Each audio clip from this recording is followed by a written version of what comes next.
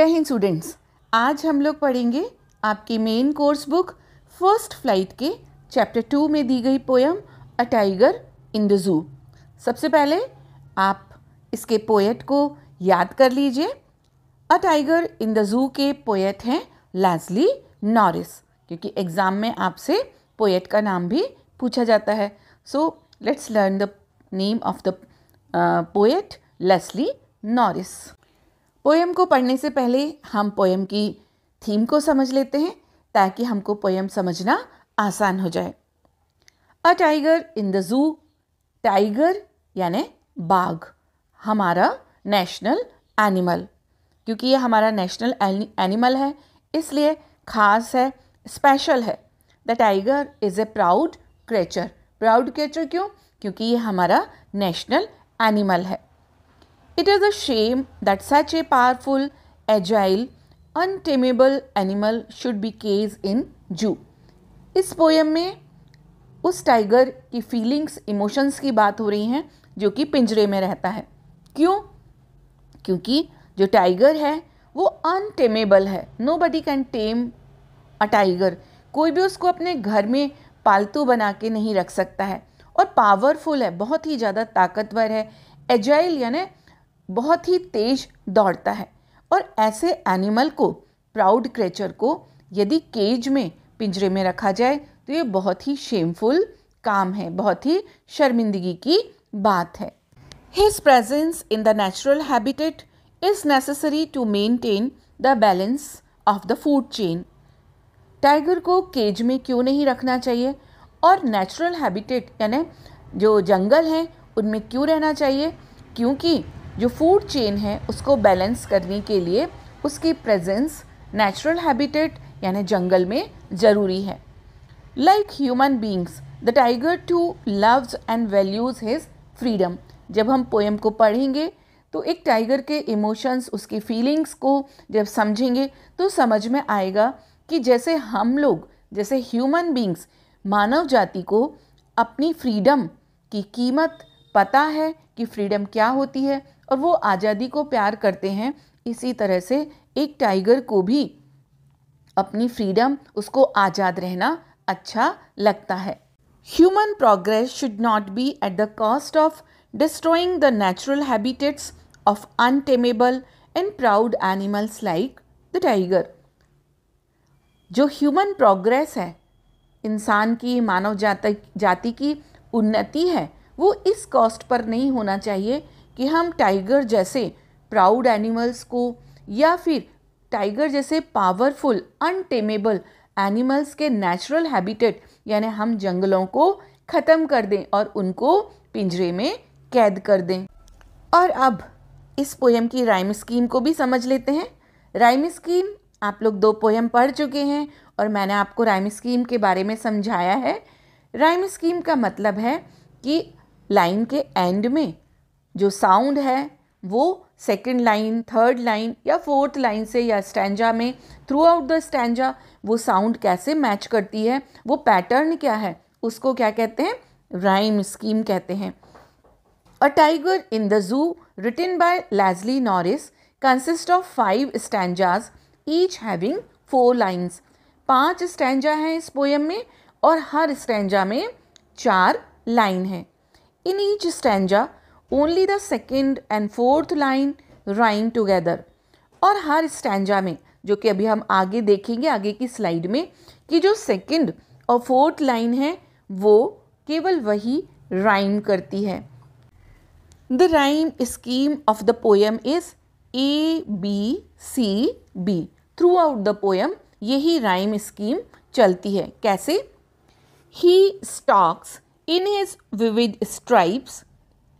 अंत में क्या आया? स्ट्राइप्स। जो साउंड है that is stripes. The few steps of his cage.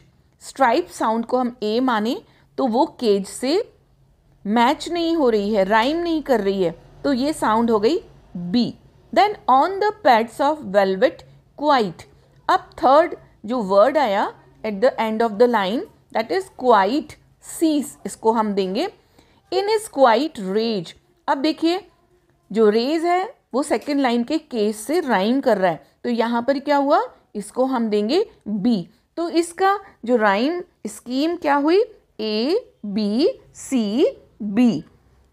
Again second stanza में शेडो, ग्रास, होल, पास। तो जो राइम कहाँ पर हो रही है, सेकेंड और फोर्थ लाइन में, A B C B. Stanza third में houses, edge, claws, village. Edge and village rhyme कर रहे हैं, तो यहाँ पर भी जो राइम स्कीम है that is A B C and again B.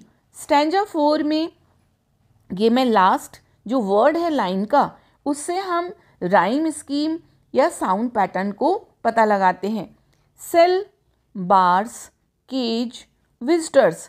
Cell इसको ए, बार्स क्योंकि ये उससे मैच नहीं हो रहा है सेल से, देन बी, फिर सेल और बार्स की साउंड केज से मैच नहीं हो रही है इसलिए सी। लेकिन विजिटर्स किससे मैच हो रहा है, राइम कर रहा है बार्स से, बार्स विजिटर्स, तो क्या हुआ A B C B. Same fifth stanza में है नाइट, कार्स, आईज, स्टार्स। तो क्या है राइम पैटर्न, इसका राइम स्कीम क्या हुई, A B C and B throughout the poem. जो पांचों स्टैंजाज हैं उसमें सेकंड एंड फोर्थ लाइन में राइम, वो जो साउंड है लास्ट की वर्ड की वो सेम है। तो जो राइम स्कीम क्या हुई, A B C B. So let's read out the poem a tiger in the zoo. Tiger आप लोग चित्र में भी देख चुके हैं, और जू वो प्लेस जहाँ पर कि बर्ड्स और एनिमल्स को केज यानी पिंजरे में रखा जाता है, यानी चिड़ियाघर। This poem contrast a tiger in the जू with the tiger in its natural habitat. ये जो पोएम है इसमें एक कंपैरिजन है। कैसा कंपैरिजन, वो टाइगर जो कि जू में रहता है यानी केज में रहता है, और वो टाइगर जो अपने नेचुरल हैबिटेट यानी जंगल में रहता है। The poem moves from the zoo to the jungle and back again to the zoo. जो पोएम में 5 स्टैंजा हैं, तो पोएम जू से यानी टाइगर जो कि जू में है वहाँ से वो कौन से टाइगर को बतलाते हैं, जो जंगल में है, और फिर से पोएम कहाँ पर आ जाती है कि जो टाइगर केज यानी पिंजरे में है उसकी फीलिंग्स, उसके इमोशंस को बतलाने लगती है। Read the poem silently once and say which stanzas speak about the tiger in the zoo. Poet कहते हैं कि आप इस पोएम को साइलेंटली यानी चुपचाप पढ़ें और ये पता करें कि कौन सा स्टैंजा ये बतला रहा है कि अब टाइगर जू में है, और कौन सा स्टैंजा यानी अंतरा वो ये बतला रहा है कि टाइगर जंगल में है। तो हर अंतरे में कुछ ऐसे वर्ड्स रहेंगे जो हमको बता देंगे कि टाइगर कहाँ पर है। Now the first stanza, he talks in his vivid stripes the few steps of his cage on pads of velvet quiet in his quiet rage. Rhyme scheme को हम समझ चुके हैं। जो पोएम की राइम स्कीम है that is A B C B, यानी जो सेकंड और फोर्थ लाइन में राइम हो रही है किस किस में, केज एंड रेज में। ही यहाँ पर आया है टाइगर के लिए। स्टार्क्स यानी फॉलो करना, पीछा करना। इन हिज विविड स्ट्राइप्स, विविड यानी ब्राइट कलर, बिल्कुल चमकीले कलर की। स्ट्राइप्स यानी पट्टियाँ, धारियाँ। तो ही जो टाइगर है वो चक्कर लगाता रहता है और उसकी बॉडी पर बहुत ही चमकीली मतलब ब्राइट कलर की स्ट्राइप्स हैं। The few steps of his cage. अब देखिए जो फर्स्ट स्टैंजा क्या बतला रहा है, ये कौन सा टाइगर है जो कि इन द जू, जो चिड़ियाघर में है, क्योंकि ये अपने केज में है, पिंजरे में है। और फ्यू स्टेप्स, कुछ ही कदम चल पाता है। क्यों? क्योंकि उसके पास वहाँ पर एक लिमिटेड एरिया है। On pads of velvet quiets. अब वो किस पर चलता है? जो उसके पैड्स यानी जो उसके पंजे हैं वो कैसे, वेलवेट, वेलवेट मखमल जैसे यानी गद्दीदार है, बहुत ही सॉफ्ट है। बट क्वाइट, लेकिन वो चुपचाप चलता है। अभी हम इसका एक्सटेंडेड मीनिंग भी समझेंगे। In his quiet rage, rage यानी एंगर, और उसका जो एंगर है वो भी कैसा है, क्वाइट है। तो एक जगह क्वाइट आया वेलवेट के लिए और एक जगह क्वाइट आया रेस के लिए। अब हम इसका थोड़ा सा एक्सटेंडेड मीनिंग समझते हैं। जो ये फर्स्ट स्टैंजा है, gives an insight to the condition of the tiger, यानी टाइगर के अंदर क्या चल रहा है, उसकी मेंटल कंडीशन क्या है, ये फर्स्ट स्टैंजा बतलाता है। क्वाइट रेज, क्वाइट रेज का मतलब, रेज यानी एंगर, वो क्वाइट यानी अंदर है उसके, वो shows the extent of tiger's fury at being locked up in a cage, क्योंकि जो वो टाइगर है वो केज यानी पिंजरे में बंद है, और उसका एंगर, वो जो एंगर है उसने वो काफ़ी कुछ अपने अंदर कर रखा है। क्यों है वो एंग्री, क्योंकि उसको नेचुरल हैबिटेट में ना रखकर उसको केज में रखा गया है। सो जो टाइगर है वो फ्यूरियस तो है, लेकिन उस फ्यूरी को उसने क्या किया है, अपने अंदर कर रखा है। क्यों, क्योंकि जो टाइगर है वो एक बहुत ही मैजेस्टिक बीस्ट है, वो बहुत ही शानदार, ये हम लोग जान चुके हैं, एक एनिमल है। हु शुड रोम फ्रीली, और उसको, वो जंगल का राजा है, किंग है, तो उसको रोम यानी उसको जंगल में आज़ादी से घूमना चाहता है। But instead he is confined to a small cage in a zoo, लेकिन इंसान ने क्या किया, उसको एक जू में, एक छोटे से केज में कन्फाइन कर लिया, यानी अंदर रख दिया।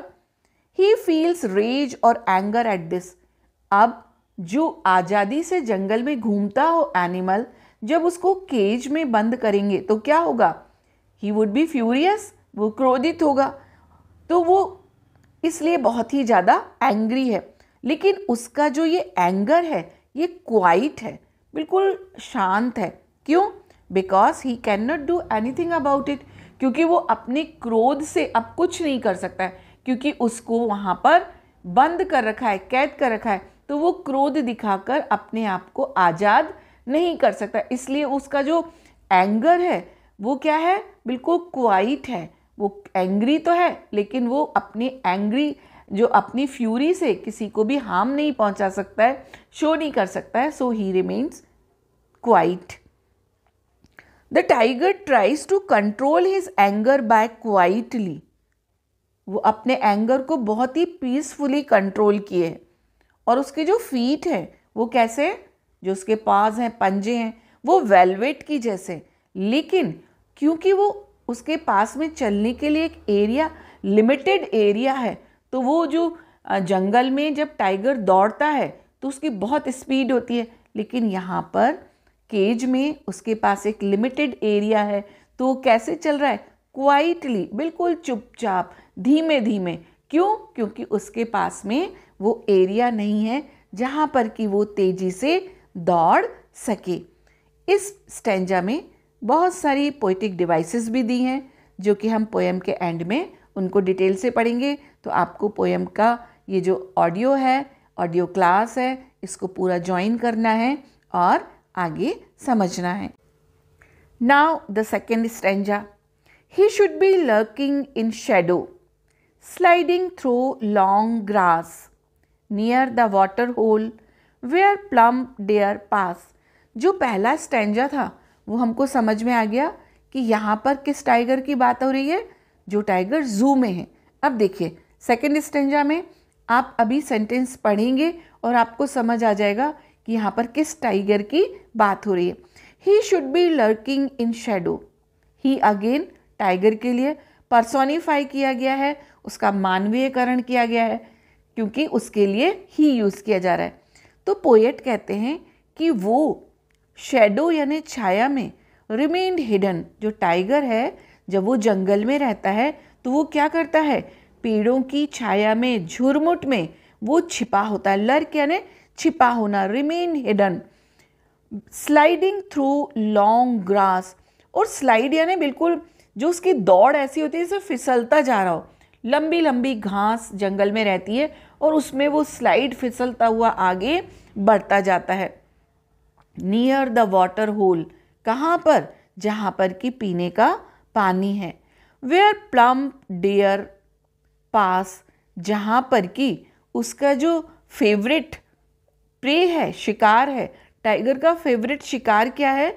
डियर। जहाँ पर कि डियर यानी हिरण वहाँ पर पानी पीने आते हैं, वहाँ पर वो क्या करता है? धीरे धीरे शैडो यानी पेड़ों की घास की छाया में छिपकर वो पानी के पास में जहाँ पर वाटर बॉडीज़ हैं वहाँ पर वो इंतज़ार करता है अपने फेवरेट प्रे, अपने प्रिय शिकार का। वो शिकार क्या है उसका? हिरण। तो जो पोएट है वो क्या कहता है कि जो टाइगर जंगल में है और जो फ्री है, जो आज़ाद है, वो क्या है? He would have hid himself behind the long grass. वो क्या करता है? अपने को लंबी लंबी घास में छिपा लेता है। और कहाँ पर? नियर द वाटर बॉडीज़, जो जहाँ पर कि पानी है। क्यों? क्योंकि वहीं पर उसका फेवरेट जो प्रे है, उसका फेवरेट फूड है, यानी हिरण वहीं पर मिलता है। So basically the poet wants to say that the actual life of a tiger is to live in jungle. तो पोएट यहाँ ये बतलाना चाह रहे हैं कि जो टाइगर की एक्चुअल लाइफ है वो तो जंगल ही है। Where he could catch his prey and eat it, but the tiger in the cage can not do so. क्योंकि जंगल में टाइगर फ्री मूवमेंट कर सकता है, अपने फेवरेट प्रे का हंट यानी उसका शिकार कर सकता है, लेकिन जो टाइगर केज में है वो ऐसा नहीं कर सकता है। अगेन इसकी राइम स्कीम है वही ABCB। कहाँ कहाँ पर राइम हो रही है? सेकेंड लाइन ग्रास और फोर्थ लाइन पास में राइम हो रही है। इसमें भी बहुत सारी पोइटिक डिवाइसेस हैं जो कि हम इस पोएम के एंड में पढ़ेंगे। Stanza third. He should be snarling around houses at the jungle's edge, baring his white fangs, his claws, terrorizing the village.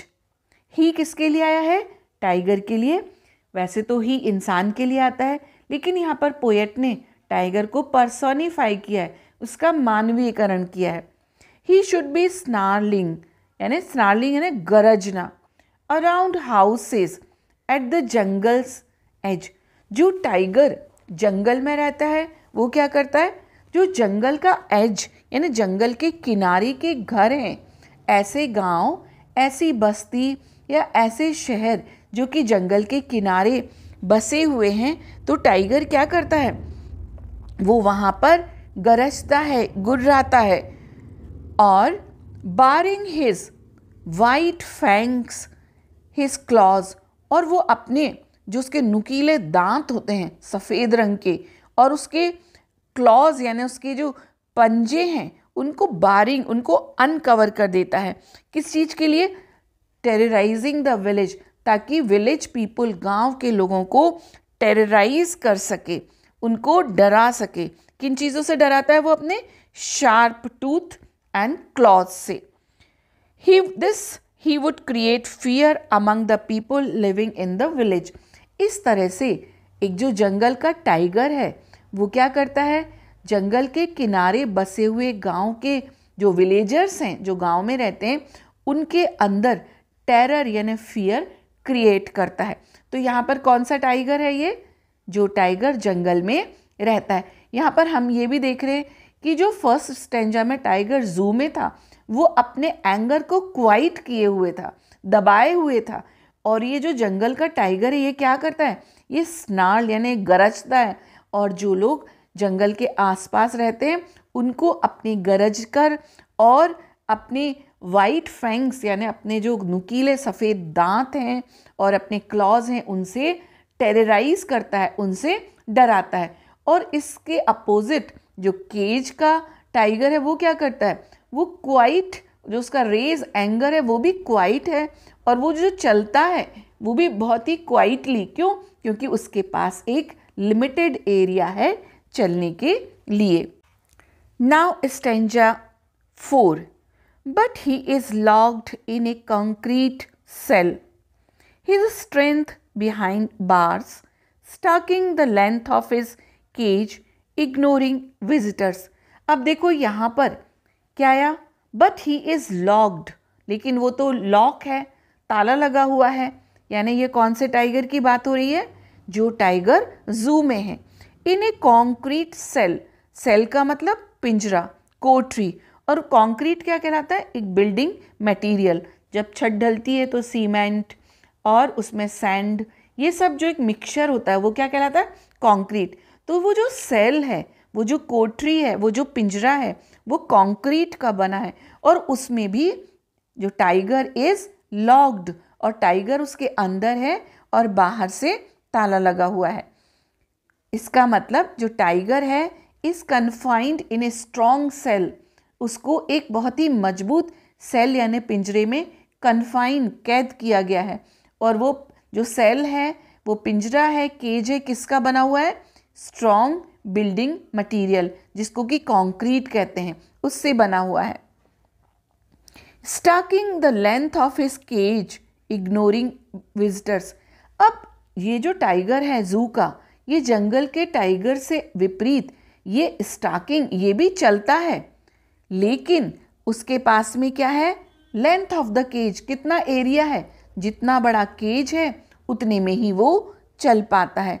Ignoring visitors, और जो टाइगर है बिहाइंड द बार्स है, यानी वो पिंजरे के सलाखों के पीछे है।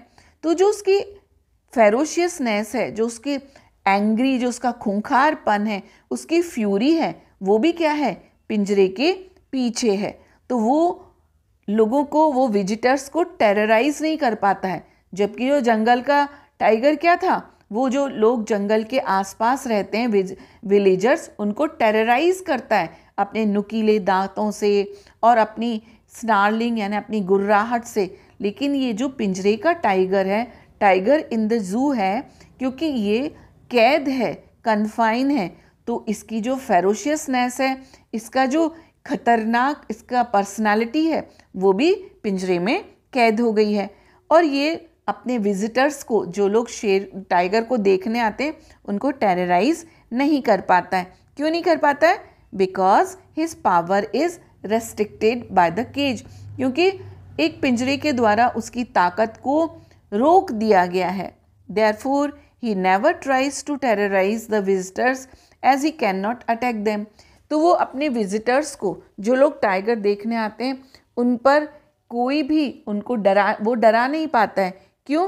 क्योंकि उसको तो कन्फाइन किया हुआ है, तो वो अटैक भी नहीं कर पाता है।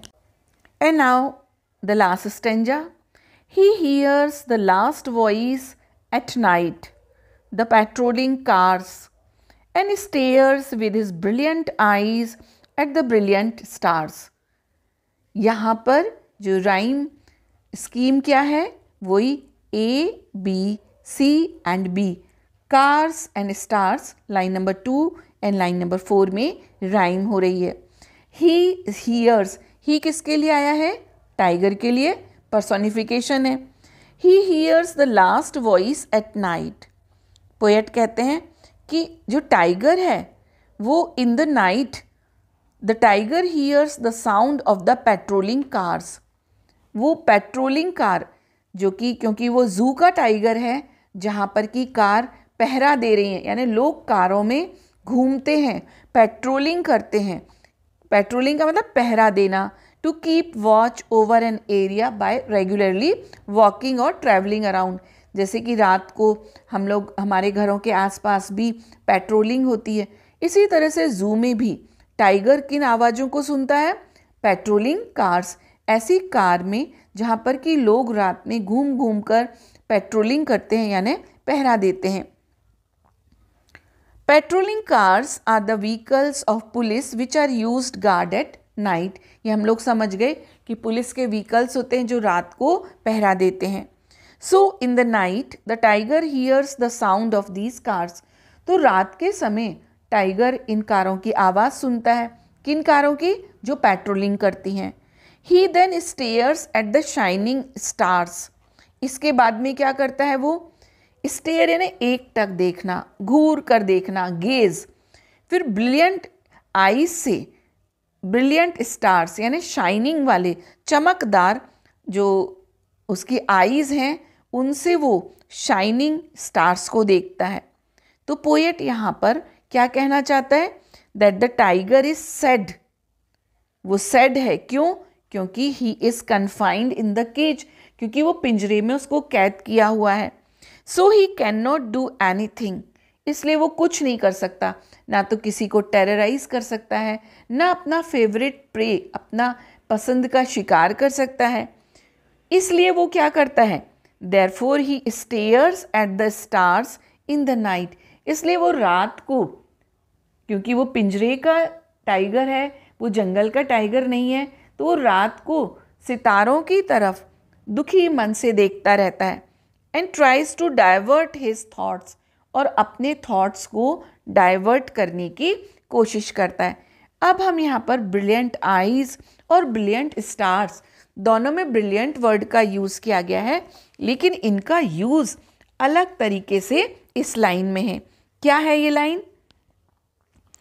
जो ब्रिलियंट है, ब्रिलियंट आईज में ब्रिलियंट का मतलब है ट्विंकलिंग ब्राइट स्टार्स। जो स्टार्स हैं दे आर क्या है, ट्विंकलिंग है, टिमटिमा रहे हैं, जो ब्रिलियंट स्टार्स हैं। जबकि brilliant for tigers eyes shows the sadness of the tiger, लेकिन जो आईज हैं वो टिंकलिंग नहीं है, वो ब्राइट नहीं है, बल्कि वो जो ब्राइट है वो क्या है, उसकी सैडनेस के लिए यहाँ पर यूज़ किया गया है। Who would have led a free and fearless life if it were in the jungle? और उसकी आंखों में उदासी क्यों है? क्योंकि वो ये सोचता है कि यदि वो जंगल में होता तो उसको भी एक फ्री और फियरलेस लाइफ मिलती। तो इसलिए जो उसकी आंखें हैं वो ब्रिलियंट यानी उनमें एक सैडनेस की ब्राइटनेस है, उनमें एक उदासी की चमक है, और जबकि आसमान में जो सितारे हैं वो कैसे, वो ट्विंकलिंग है। तो ये हमने ये पोयम पढ़ी। इस पोयम में हमने देखा कि जो फर्स्ट स्टेंजा है इसमें पोएट ने जो टाइगर इन द जू को बताया है, सेकंड में आगे जो टाइगर है वो जंगल में है, थर्ड में भी वो जंगल का टाइगर है, फोर्थ में लॉक्ड इन कॉन्क्रीट सेल, ये बतलाता है कि यहाँ पर टाइगर जू में है, और फिफ्थ स्टेंजा में भी जो टाइगर है वो कहाँ पर है, वो जू में है। तो जो वर्ड्स हैं जो हमको ये बतलाते हैं वो कौन से वर्ड हैं, in the cage, stalks, quiet rage, ignoring visitors, hears the sound of patrolling cars. आप लोग पोएम पढ़ते जाएं, इन वर्ड्स को अंडरलाइन करते जाएं। स्टेयर्स एट स्टार्स, तो ये जो इन द केज में ये वर्ड्स आए हैं। जब वो इन द वाइल्ड यानी जंगल में, तो क्या क्या आया है, lurking in shadow, sliding through the long grass, snarling around houses, baring his white fangs, terrorising his village. फिर से देखो, few steps of his cage, locked in concrete cell. ये क्या बतला रहे हैं ये वर्ड्स, कि टाइगर केज में है। His strength behind bars, ignoring visitors. Ignoring visitors again ये बतला रहा है कि टाइगर कहाँ पर है, जू में है। जबकि shadow, long grass, snarling around houses, baring his white fangs, his claws, his terrorising the village, ये बतलाता है कि जो ये टाइगर है ये कहाँ का टाइगर है, ये जंगल का टाइगर है। तो पूरी पोयम में स्टैंजा में, हर स्टैंजा में कुछ ऐसे वर्ड्स दिए गए हैं जो हमको डिफ्रेंशिएट करते हैं कि ये टाइगर जू का है कि टाइगर जंगल का है। तो इस तरह से आप लोगों ने ये इस पोयम को समझा, और अब हम इस पोयम की पोइटिक डिवाइसेस को समझेंगे। पोइटिक डिवाइसेस वो डिवाइसेस जो कि पोयम को बहुत ही इंटरेस्टिंग और ब्यूटीफुल बनाती हैं, उनको हम लोग अब समझते हैं। And now the best part of any poem, that is the poetic devices used by the poet. इस पोएम में भी बहुत सारी पोइटिक डिवाइसेस यूज़ की गई हैं। The first one is the personification. Personification में क्या होता है, जब नॉन लिविंग थिंग्स, ऑब्जेक्ट्स और an idea is used as human being, जब inanimate object, non living या कोई भी आइडिया को पर्सन की तरह उस पोएम में प्रयोग किया जाता है तो उसे क्या कहते हैं, पर्सोनिफिकेशन। जैसे कि इस पोएम में the tiger is personified, tiger को एक व्यक्ति की तरह उसमें ट्रीट किया गया है। ये कैसे पता चलता है, क्योंकि पोएट ने रेफर्स हिम एज ही, उसके लिए ही प्रोनाउन का यूज किया है, तो ये है personification. Metaphor, metaphor is a direct comparison substituting one thing for another. Metaphor में डायरेक्ट यानी सीधा सीधा कंपैरिजन होता है, जहाँ पर कि एक ऑब्जेक्ट को दूसरे ऑब्जेक्ट से रिप्लेस कर देते हैं, जबकि सिमिली में क्या होता है, वहाँ पर एज और लाइक वर्ड का यूज़ करके कंपैरिजन किया जाता है। इस पोएम में स्टैंजा 1 में टाइगर्स पाज आर कंपेयर्ड विद वेलवेट, यानी जो टाइगर के पंजे हैं उनको किससे कंपेयर किया गया है, वेलवेट से। ये वर्ड यूज़ नहीं किया गया लाइक वेलवेट, बल्कि सीधा on pads of velvet quite, इस तरह से डायरेक्ट कंपैरिजन किया गया है। तो ये मेटाफर पोएटिक डिवाइस पोएट के द्वारा यहाँ पर यूज़ की गई है। एंजेममेंट, एंजेममेंट हम पिछली पोएम में भी पढ़ चुके हैं। इसमें sentence without punctuation next line तक कंटिन्यू होता है। जैसे कि स्टैंजा 1 में देखिए, line 1 continues to the next line, फिर स्टैंजा 2 में वहाँ पर सेकेंड लाइन है जो थर्ड और फोर्थ लाइन तक जाती है और उसके बाद पंक्चुएशन आता है। स्टैंजा 3 में फर्स्ट लाइन है वो कंटिन्यू होती है सेकेंड लाइन के लिए, और स्टैंजा 5 में line number 3 and stairs with the brilliant eyes, ये नेक्स्ट लाइन यानी एंड ऑफ द स्टैंजा तक जाती है। तो जब पोएट बिना किसी पंक्चुएशन के एक लाइन को कंटिन्यू करता है नेक्स्ट लाइन तक या सेकेंड या थर्ड लाइन तक, तो ये पोएटिक डिवाइस कहलाती है एंजेममेंट। इमेजरी, ये हम पोएम 1 और 2 में रॉबर्ट फ्रॉस्ट ने भी इमेजरी का यूज़ किया है। इमेजरी क्या होता है, visualisation of the poetic description through our sensory organs, यानी जो हमारी सेंसरी ऑर्गन्स हैं, हमारी इंद्रियां हैं, पोएट यदि किसी भी सीन को इस तरह से डिस्क्राइब करता है कि वो सीन हमारी आंखों के सामने आ जाता है, या उन साउंड को हम महसूस कर सकते हैं, या फिर वो हम अपने और भी सेंसेस के द्वारा उनको महसूस कर सकते हैं, तो ये कहलाता है इमेजरी। जैसे कि स्टैंजा 1 में देखिए, he stalks in his vivid stripes, वो अपनी जो उसकी कलरफुल स्ट्राइप्स हैं, धारियां हैं, उसमें वो धीरे धीरे चलता है। तो इमेजिन करें तो हमको ऐसा लगता है कि वाकई में एक टाइगर केज में चल रहा है। The few steps of his cage, stanza 2 में लर्किंग इन शेडो, जो टाइगर इन द जंगल है, अपने नेचुरल हैबिटेट का है, उसके लिए पोएट ने यूज़ किया लर्किंग इन शेडो, यानी जो शेडो है, जो घनी झाड़ियाँ, उनके बीच में से वो लर्क, ऐसा लगता है कि जैसे झांक रहा हो, देख रहा हो, तो ऐसा हम सीन अपनी आंखों के सामने महसूस करते हैं। तो ये पोएटिक डिवाइस हुई इमेजरी।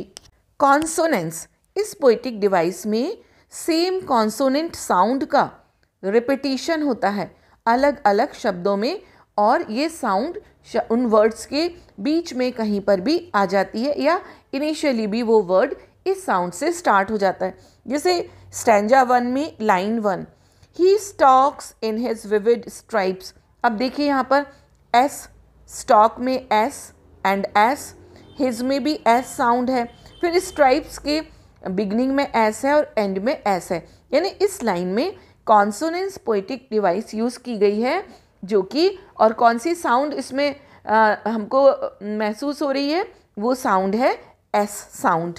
पोएट ने कॉन्सोनेंस पोएटिक डिवाइस को बहुत ही अच्छे तरीके से और बहुत जगह पर यूज किया है। स्टैंजा 3 में देखिए, his fangs his clause, again S consonant sound का रिपीटिशन हो रहा है। स्टैंजा 4 में हिज स्ट्रेंथ बिहाइंड बार्स। यहाँ पर भी जो एस साउंड है, एस क्योंकि कॉन्सोनेंट है तो ये पोएटिक डिवाइस क्या कहलाएगी? कॉन्सोनेंस। एजोनेंस, कॉन्सोनेंट के अपोजिट एजोनेंस में वॉवल साउंड का, सेम वॉवल साउंड का रिपीटिशन होता है एक ही लाइन में और अलग अलग शब्दों में। कैसे? स्टैंजा 1 में देखिए, इन हिज विविड स्ट्राइप्स। तो जो आई एक वॉवल है, आई साउंड का यहाँ पर रिपीटिशन हो रहा है। इन में भी आई है, हिज में भी आई है, विविड में भी आई है एंड स्ट्राइप्स में भी आई है। स्टैंजा 3, जो स्टैंजा 3 है उसमें देखिए, ही should B snarling around houses. यहाँ पर ओ जो कि एक वॉवल है, ओ साउंड का रिपीटिशन हो रहा है। शुड में भी हो रहा है, अराउंड में भी हो रहा है एंड हाउसेस में भी हो रहा है। यानी एक ही लाइन में अलग अलग वर्ड्स में सेम वॉवल साउंड का रिपीटिशन है। तो ये पोएटिक डिवाइस हुई एजोनेंस। स्टैंजा 4 में, he is locked in a concrete cell. यहाँ पर ई जो कि एक वाउल है तो ई साउंड का रिपीटिशन हो रहा है। कैसे? ही में ई है, लॉक्ड में ई है, कॉन्क्रीट में ई है एंड देन सेल में ई है। तो continuous repetition of vowel sound E का यहाँ पर हो रहा है, इसलिए ये एजोनेंस पोएटिक डिवाइस है। स्टैंजा 5 में, brilliant eyes at the brilliant stars. यहाँ पर आई साउंड का रिपीटिशन हो रहा है क्योंकि यहाँ पे एंजमेंट भी है तो ये लाइन कंटिन्यू है, पंक्चुएशन से अलग नहीं है, इसलिए एक सेम लाइन में अलग अलग वर्ड्स में आई वॉवल साउंड का रिपीटिशन है। तो ये पोएटिक डिवाइस होगी एजोनेंस। ऑक्सीमोरन, ये पोएटिक डिवाइस भी बहुत ही इंटरेस्टिंग है और आप अपनी फर्स्ट फ्लाइट बुक में फर्स्ट जो दोनों पोएम थी उसमें ये पोएटिक डिवाइस को पोएट ने यूज़ नहीं किया था। यहाँ पर इस पोएटिक डिवाइस को यूज़ किया गया है। इसमें दो वर्ड्स और phrases use together that have और seem to have opposite meaning. इसमें दो वर्ड्स या दो फ्रेजेस को एक साथ पोएट यूज़ करता है लेकिन उनका जो मीनिंग होता है वो अपोजिट होता है। कैसे? स्टैंजा 1 में देखिए, क्वाइट रेज। क्वाइट का मतलब बिल्कुल शांत, साइलेंट, खामोश, और रेज का मतलब एंगर, फ्यूरी। तो ये दोनों वर्ड्स अपोजिट हुए क्योंकि जो गुस्सा, एंगर है वो कैसा होता है? वो क्वाइट नहीं होता है, लेकिन क्वाइट का मतलब साइलेंट है। तो दो अपोजिट जो एडजेक्टिव्स हैं उनको यूज़ किया गया है। तो ये हुआ ऑक्सीमोरन। एलिटरेशन, एलिटरेशन हम लोग पहले भी पढ़ चुके हैं। Repetition of the same sound used at the beginning of the nearly placed words. यानी एक ही सेंटेंस में सेम साउंड, और वो साउंड कहाँ पे होनी चाहिए? उस वर्ड की शुरुआत में होनी चाहिए और वर्ड्स भी नियरली प्लेस्ड होने चाहिए, यानी आसपास होने चाहिए। जबकि कॉन्सोनेंट्स में क्या होता है? कॉन्सोनेंट साउंड होती है और वर्ड में कहीं पर भी आ सकती है, और जो एजोनेंस होता है उसमें वॉवेल साउंड होती है और वो एक लाइन में किसी भी वर्ड में कहीं पर भी वो साउंड आ सकती है। लेकिन अलिटरेशन में जो साउंड है वो सेम, और उसको कहाँ होना चाहिए? बिगनिंग ऑफ ए वर्ड, उस वर्ड की शुरुआत में होना चाहिए और वो वर्ड भी नियरली प्लेस्ड होना चाहिए। कैसे? स्टैंजा 2 में देखिए, प्लम पास, जो वर्ड है पी साउंड इसमें है और दोनों की शुरुआत किससे हो रही है? पी एंड पी से। स्टैंजा 4 में बिहाइंड बार्स, इसमें साउंड बी है और दोनों वर्ड्स की जो शुरुआत है, बिगनिंग है, वो बी से है। Stanza 5, he hears H and H sound, इसको आप सुधार लीजिए। तो यहाँ पर ये क्या है? एलिट्रेशन है, जहाँ पर कि सेम साउंड से वो वर्ड लगातार शुरू हो रहे हैं, तो इसको कहा जाएगा एलिटरेशन। ओनामेटोपिया, ओनामेटोपिया पोएटिक डिवाइस में जो वर्ड्स हैं यही साउंड को डिनोट करते हैं, या words that sound like the noise that it describe. यानी जो ये वर्ड हैं वो जो साउंड देते हैं वो साउंड ही एक्चुअल में उस नॉइज़ को, उस आवाज़ को डिस्क्राइब करता है। जैसे आप लोगों ने पढ़ा होगा कि जो मक्खी होती है उसकी आवाज़ को बजिंग से इंग्लिश में कहा जाता है। तो जो बज़ वर्ड है वो ही उसकी साउंड को बतलाता है। इसी तरीके से जो टाइगर की आवाज़ है दैट इज़ कैसी है, वो दहाड़ने जैसी है, स्नार्लिंग। तो जो स्नार्लिंग वर्ड है ये उस साउंड का आभास देता है। तो ये जो पोइटिक डिवाइस है ये क्या कहा जाएगा इसको, ऑनोमेटोपिया। ऑनोमेटोपिया, इस तरह से इसका प्रोनाउंसिएशन होगा। तो इस तरह से हम लोगों ने इस पोयम में कई मीनिंग को समझा, उसके एक्सटेंडेड मीनिंग को समझा और उसमें पोएट के द्वारा यूज़ की गई विभिन्न जो पोइटिक डिवाइसेस हैं उनको भी समझा। और आप इस पोएम को बार बार पढ़िए, जो वीडियो है उसको पॉज करके समझिए ताकि आप इसके क्वेश्चन और आंसर्स को बहुत अच्छे से सॉल्व कर पाएँ।